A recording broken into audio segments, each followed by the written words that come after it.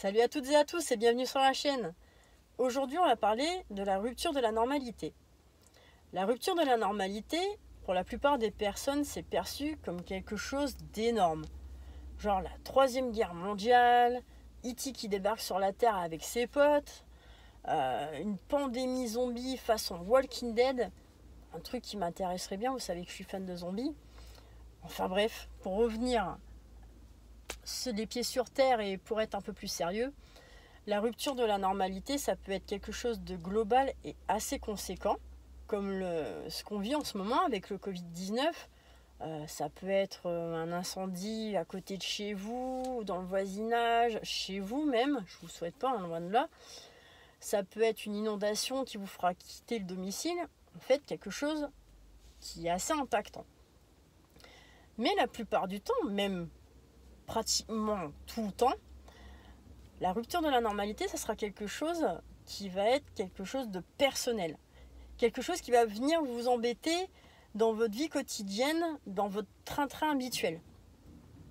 Je prends pour exemple, en ce moment, ma moitié et moi, on vit cette rupture de la normalité.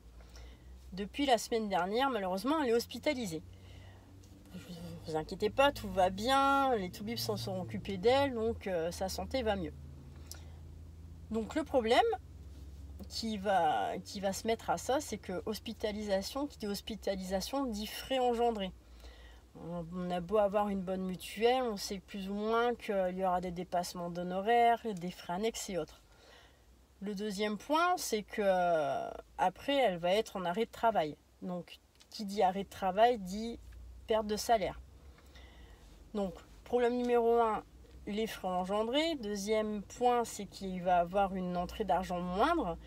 Et on s'est posé la question, est-ce qu'on va pouvoir pallier justement à ces frais? Est-ce qu'on va pouvoir régler les factures mensuelles? Est-ce qu'on va pouvoir mettre du pain sur la table, comme on dit?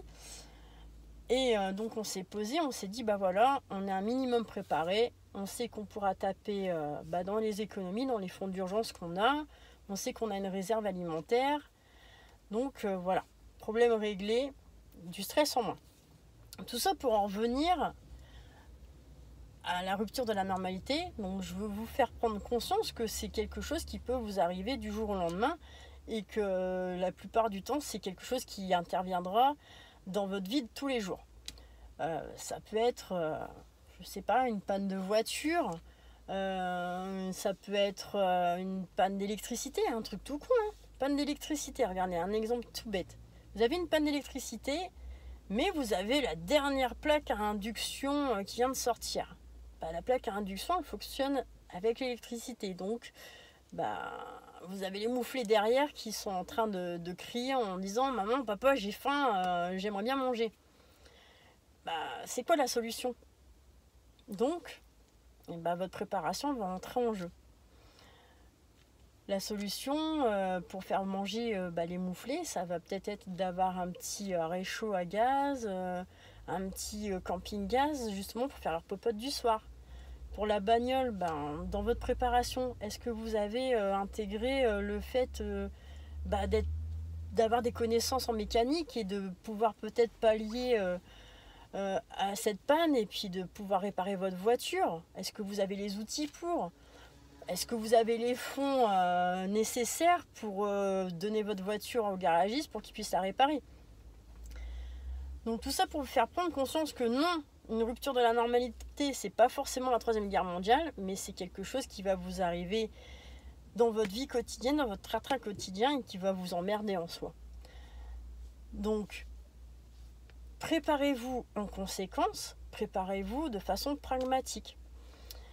Pensez-y. C'est quelque chose qu'on peut avoir tous les jours. Je vous dis, une panne de voiture, une panne d'électricité, comme nous en ce moment, une hospitalisation. Donc voilà, ne pensez pas tout en noir, mais soyez un minimum préparés. Donc laissez-moi vos commentaires, je les lirai avec attention, comme d'habitude. Et puis pourquoi pas en débattre justement par le biais des commentaires ou si vous voulez me poser des questions, n'hésitez pas surtout. Voilà pour cette vidéo, j'espère qu'elle vous aura plu. Comme d'habitude, soyez préparés et je vous dis à plus pour une prochaine vidéo. Allez, salut!